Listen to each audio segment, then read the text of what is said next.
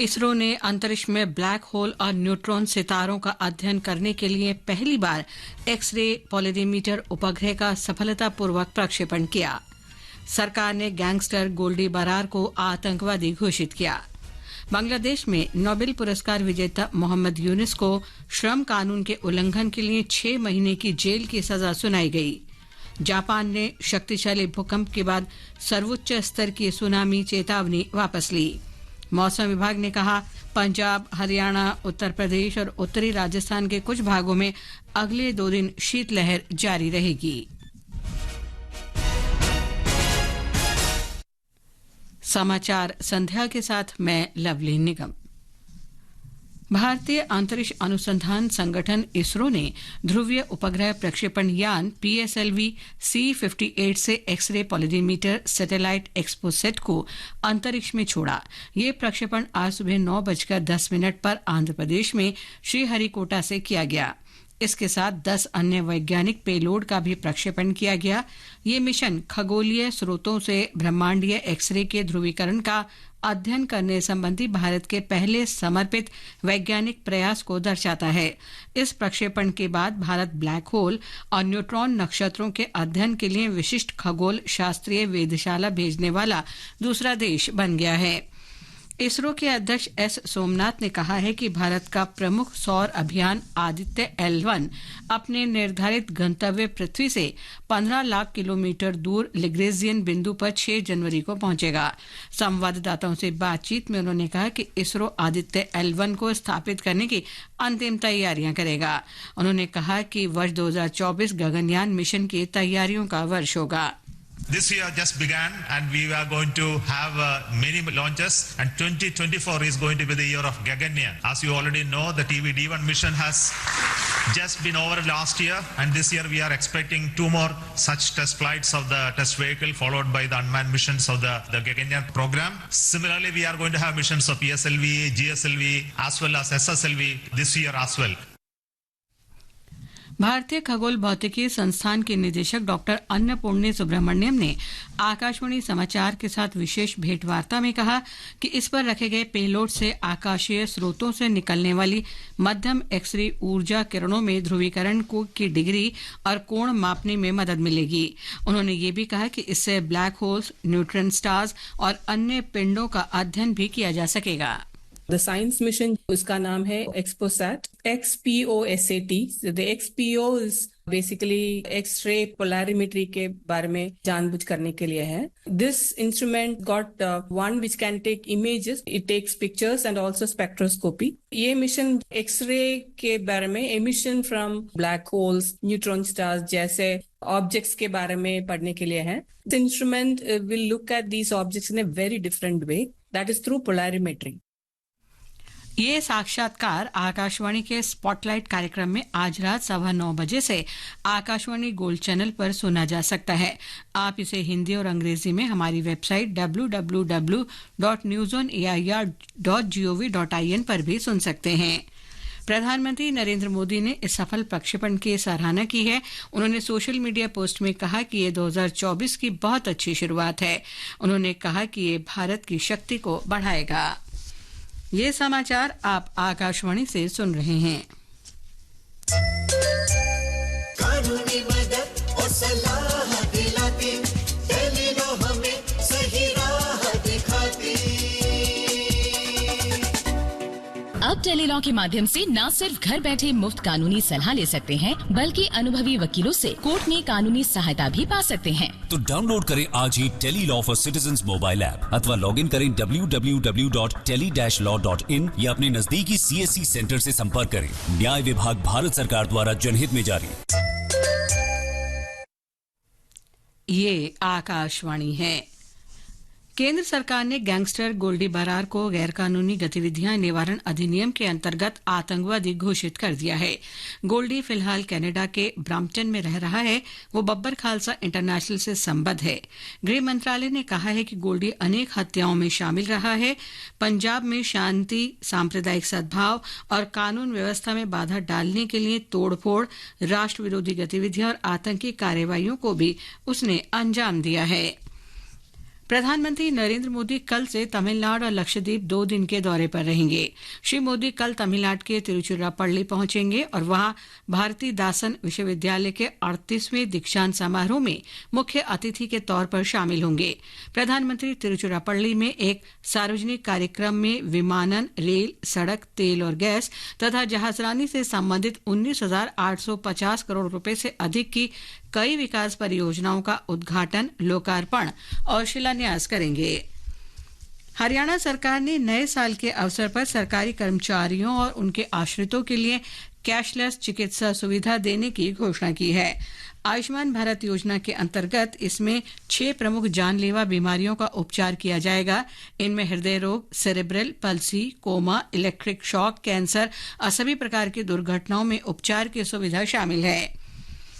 राजस्थान सरकार आज से 450 रुपए की दर से सब्सिडी युक्त घरेलू गैस सिलेंडर उपलब्ध करा रही है। मुख्यमंत्री भजनलाल शर्मा ने घोषणा की कि सब्सिडी राशि महिला लाभार्थियों के खाते में सीधे भेज दी जाएगी। केंद्र शासित प्रदेश लद्दाख के विभिन्न क्षेत्रों में विकसित भारत संकल्प यात्रा सफलतापूर्वक जारी है।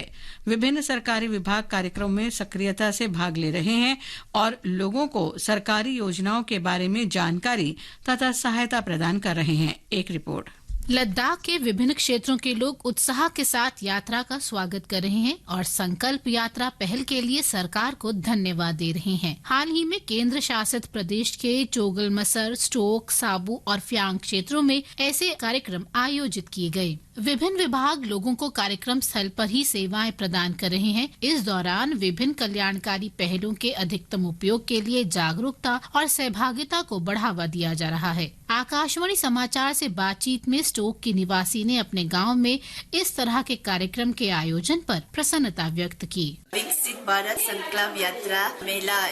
आज विकसित भारत संकल्प यात्रा लेह में हमारे गांव स्टोक पहुंची। इस यात्रा के चलते विभिन्न विभाग जागरूकता फैलाने और लोगों की सहायता के लिए यहां मौजूद हैं। यह बहुत फायदेमंद है और स्थानीय लोग यहां स्थापित विभिन्न शिविरों से सेवाओं का लाभ उठाते हैं।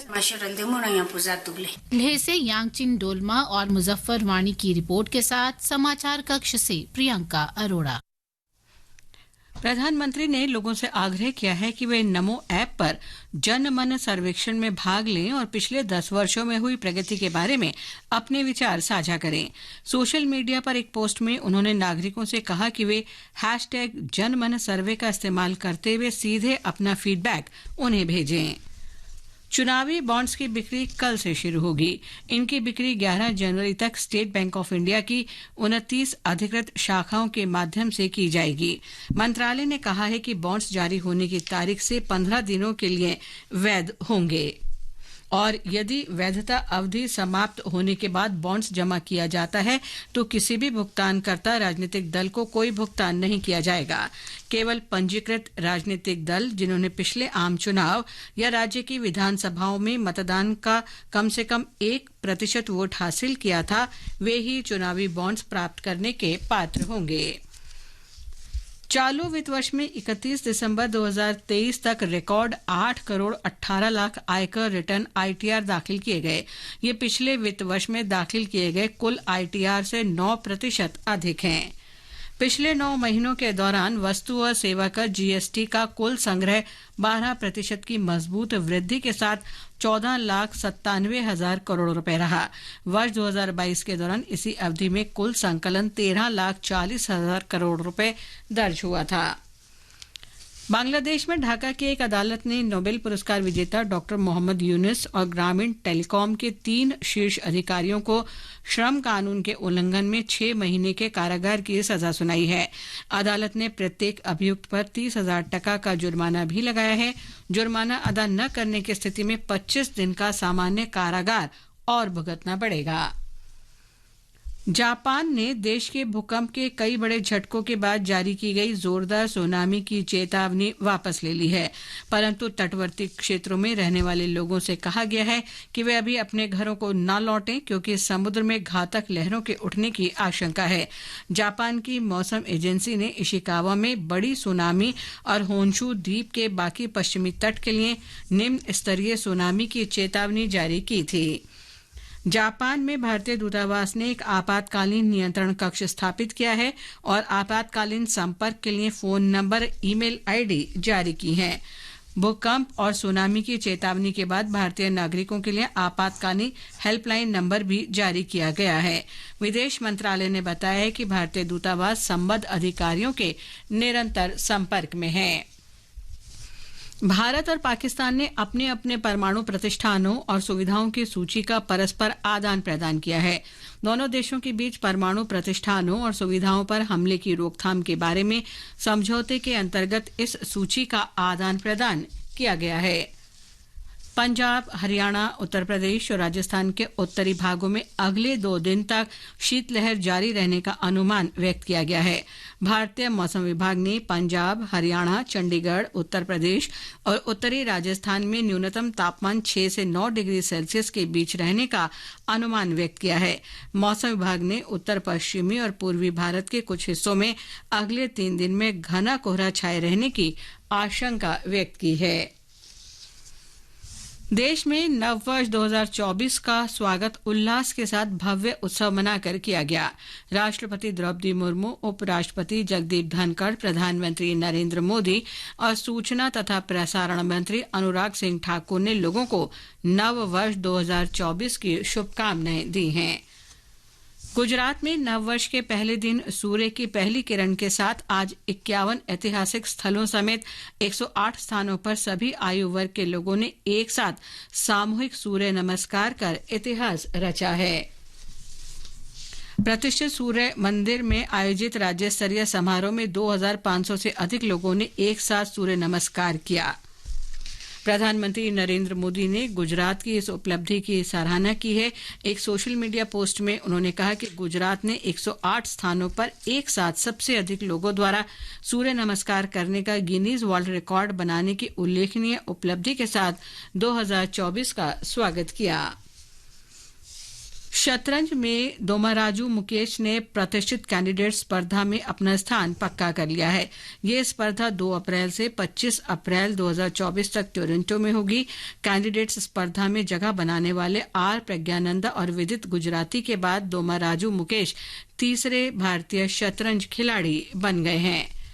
आकाशवाणी का समाचार सेवा प्रभाग हिंदी और अंग्रेजी में अपने साप्ताहिक फोन इन कार्यक्रम पब्लिक स्पीक में आज रात 9:30 बजे डिजिटल जीवन प्रमाण पत्र के माध्यम से पेंशन भोगियों का सुविधा संवर्धन विषय पर चर्चा प्रसारित करेगा।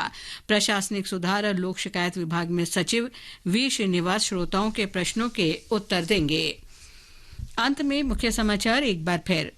इसरो ने अंतरिक्ष में ब्लैक होल और न्यूट्रॉन सितारों का अध्ययन करने के लिए पहली बार एक्स-रे पोलरीमीटर उपग्रह का सफलतापूर्वक प्रक्षेपण किया। प्रधानमंत्री नरेंद्र मोदी कल से तमिलनाडु और लक्षद्वीप की 2 दिवसीय यात्रा पर रहेंगे।